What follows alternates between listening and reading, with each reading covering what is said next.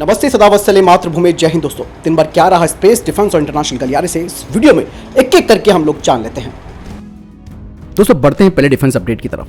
दरअसल भारत फोर्स के अध्यक्ष बाबा कल्याणी ने कहा कि हाल ही में जो डिफेंस एक्सपो हुआ था उसने एक बड़ी भूमिका निभाई है उनके द्वारा बनाई गई 155 mm आर्टिलरी गन सौदे को लेकर। उन्होंने कहा कि ये एक तरह से पाथ ब्रेकिंग एक्सपोर्ट ऑर्डर उन्हें मिला है। साथ ही उन्होंने कहा कि mark 155 mm/39 calibre ultra light howitzer के लिए यह ऑर्डर उन्हें मिला है। इसके अलावा बाबा कल्याणी ने कहा कि डिफेंस एक्सपो में बड़ी संख्या में विदेशी प्रतिनिधि भी हमसे मिलने आए और उन्होंने हमारे उत्पादों को देखा। भारत फोर्स की सहायक company Kalyani strategic system limited ने उस देश का नाम नहीं लिया है जिसने गोपनीयता की शर्त के कारण ये सौदा किया है, लेकिन भारतीय मीडिया की रिपोर्ट सामने आ रही है जिसमें कहा गया कि आर्मीनिया के साथ ये सौदा हुआ है। बढ़ते अगली अपडेट की तरफ जो कि एलएसी से आ रही है।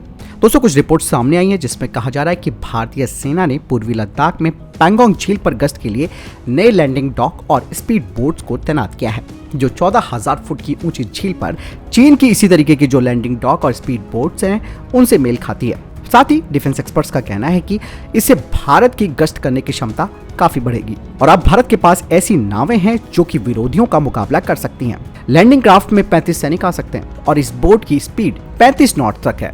आपको बता दें कि 2021 की शुरुआत में सेना ने लैंडिंग क्राफ्ट और स्पीड बोट के लिए 2 कॉन्ट्रैक्ट्स पर हस्ताक्षर किए थे जो 2021 की दूसरी छमाही में वितरित कर दिए गए थे।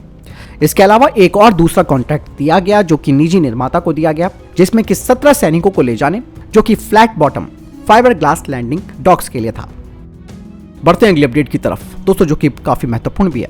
दोस्तों, अब ऐसा कहा जा रहा है कि भारत एक हाइपर स्केल डेटा सेंटर को बनाने जा रहा है अपने आर्म फोर्सेस की डेटा को संरक्षित करने के लिए। अक्सर आपने देखा होगा कि पाकिस्तान और चाइना के द्वारा ये जो उनका हैकर समूह है वो भारतीय आर्म फोर्सेस के डेटा पर सेंधमारी करता है और महत्वपूर्ण जानकारी निकालने की कोशिश करता है। ऐसे में अब एक बड़ा कदम उठाया गया है ministry of electronics and information technology के द्वारा। अब ये कहा जा रहा है कि जो सेंसिटिव डेटा है जिसमें कि सरकार और डिफेंस से रिलेटेड जो डेटा है उसके लिए एक राष्ट्रीय सरकार क्लाउड स्थापित किया जाएगा। इसके लिए बकायदा भारत सरकार ने एक रिक्वेस्ट फॉर प्रपोजल भी जारी किया है जिसमें कि राज्य सरकारों का डिफेंस पीएसयूज का सारा डेटा स्टोर किया जाएगा। 200 मेगावाट की क्षमता वाले ये डेटा सेंटर देश भर के अलग अलग स्थानों पर सार्वजनिक निजी भागीदारी मॉडल के माध्यम से तैयार किए जाएंगे और जो भारत का national institute of standard and technology है वो इस पूरे प्रोजेक्ट का टेक्निकल पार्टनर होगा।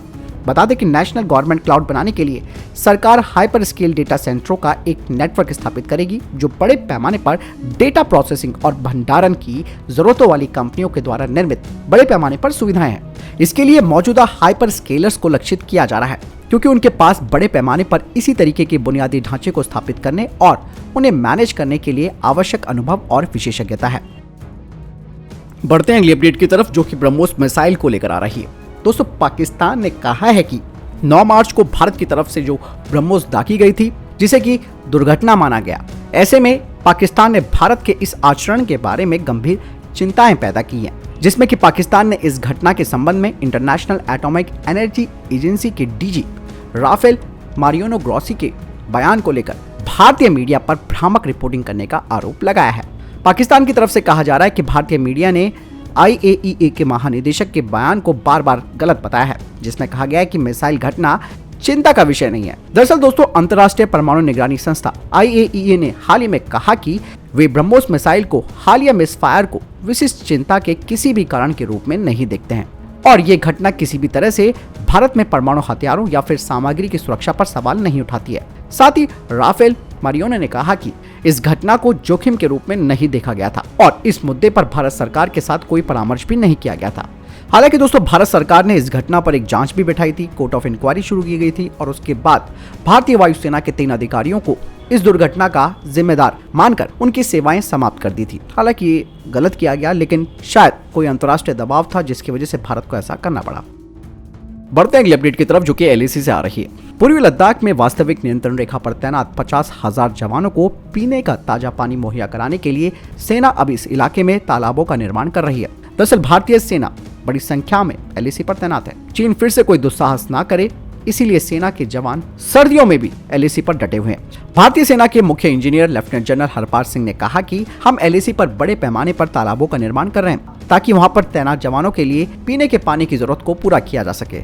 दौलत बेग ओल्डी जैसे अग्रिम चौकियों के पास भी तालाब बनाए जा रहे हैं और जवानों को इसी साल से ठंड के दिनों में भी ताजा पानी मिलेगा। आपको बता दें कि ठंड के दिनों में वहां पर जमीन पर पानी जमकर बर्फ बन जाता है, लेकिन नीचे ये तरल रूप में रहता है। सेना के जवान इसी नीचे मौजूद पानी का इस्तेमाल कर सकते हैं। इसके अलावा दोस्तों मैंने आपको डिफेंस अपडेट में बताया था कि पूर्वी लद्दाख में सैनिकों के लिए 22,000 अतिरिक्त आवास भी बनाए गए हैं। इसके अलावा बड़ी संख्या में टैंक, बख्तरबंद गाड़ियां और सैन्य वाहनों को रखने के लिए भी ठिकाने बनाए गए हैं ताकि ठंड के दिनों में भी इन्हें ऑपरेट किया जा सके। बढ़ते अगली अपडेट की तरफ। देश में पहली बार 6 महिला अधिकारियों ने डिफेंस सर्विसेज स्टाफ कॉलेज की परीक्षा पास की है। सेना की तरफ से कहा गया है कि इनमें से एक महिला अधिकारी और उनके पति दोनों ने एक साथ परीक्षा को पास किया है। इनमें से 2 महिला अधिकारी सैन्य खुफिया कोर से हैं। बढ़ते हैं अगली अपडेट की तरफ। दोस्तों भारतीय सेना की महिला सैनिक मंजू ने इतिहास रचा है। 15 नवंबर को लांस नायक मंजू ने ALS ध्रुव हेलीकॉप्टर से 10,000 फीट की ऊंचाई से छलांग लगाई। मंजू ऐसा करने वाली भारतीय सेना की पहली महिला सोल्जर स्काई डाइवर बन गई है। ईस्टर्न कमांड ने इस बारे में जानकारी साझा की है।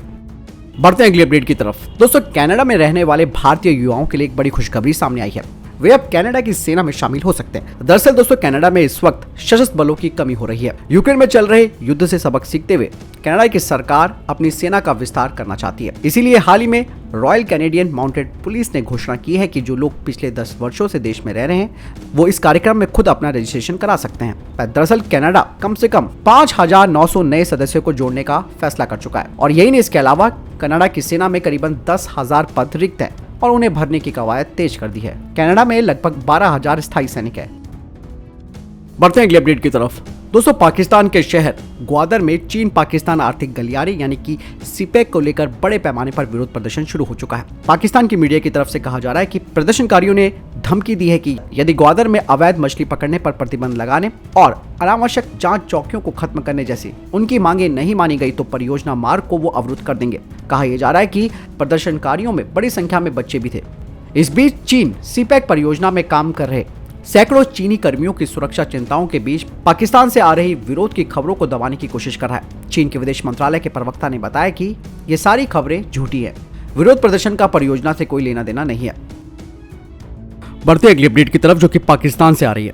दोस्तों आपको बता दें कि पाकिस्तान में भी डिफेंस एक्सपो चल रहा है और इस दौरान चाइना के सहयोग से पाकिस्तान के द्वारा बनाए गए रक्षा उपकरणों को प्रदर्शित किया जा रहा है। डिफेंस एक्सपो में ड्रोन और एंटी ड्रोन सिस्टम सहित कई उन्नत हथियारों और उपकरणों को प्रदर्शित किया जा रहा है। हालांकि दोस्तों ये भारत के खिलाफ चीन और पाकिस्तान की एक नई चाल है। इस डिफेंस एक्सपो में विंगलू सीरीज के ड्रोन, CS सीरीज के ड्रोन, WJ-700 ड्रोन के साथ रक्षा प्रणालियां, VT-4 मेन बैटल टैंक जैसे कई हथियार दिखाए जा रहे हैं। हालांकि यहाँ पर पाकिस्तान दोस्तों बेवकूफी वाले काम भी कर रहा है।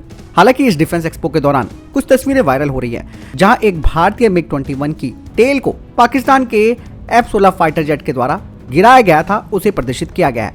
हालांकि पाकिस्तान आज भी इस बात को नहीं मानता कि भारत के MiG-21 ने उनके F-16 फाइटर जेट को गिराया। वो कहता है कि भारतीय वायुसेना ने JF-17 को गिराया था और पाकिस्तान के पास अपनी कुछ तकनीक है नहीं, जिस वजह से वो इस तरीके की धूर्त कार्य कर रहा है जो कि कहीं ना कहीं उसी की इमेज को खराब करते हैं। तो दोस्तों ये थे अभी तक के टॉप डिफेंस और स्पेस अपडेट्स। वीडियो के संबंध में कोई प्रश्न, जवाब या आपको कोई सवाल है कमेंट सेक्शन में लिखकर जरूर पूछ सकते हैं। मिलता हूं नई जानकारी के साथ। चैनल को सब्सक्राइब कीजिएगा। जय हिंद, वंदे मातरम।